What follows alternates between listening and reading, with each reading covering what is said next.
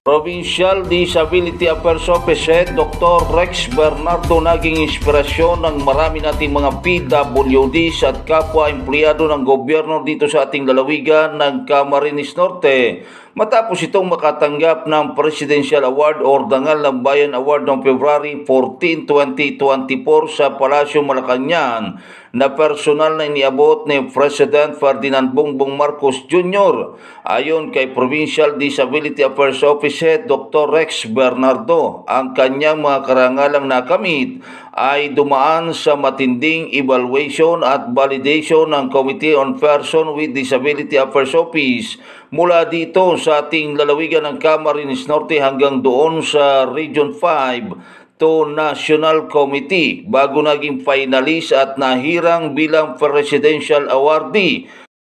Duman po kami sa tinatawag na pagsusuri po ng Regional Office ng Civil Service at pag pumasok ka po doon, you will become a finalist pagdating sa Regional Award. And fortunately po, last October, I was awarded po yung as a Regional Awardee ng Dangal ng Bayan sa Region 5. And then after that, kung sino po yung naging finalist po or naging awardee po regional, siya po yung magiging national finalist.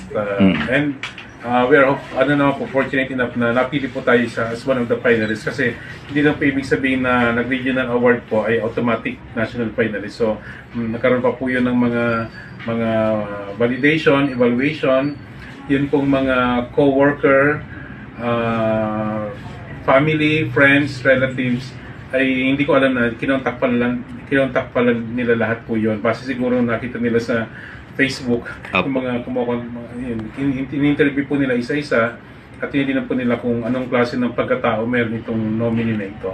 And then after that po, mapuproceed na po siya bilang national finalist po. And then, yun nga po, this month, in-announce po na I am one of the national winners po ng award.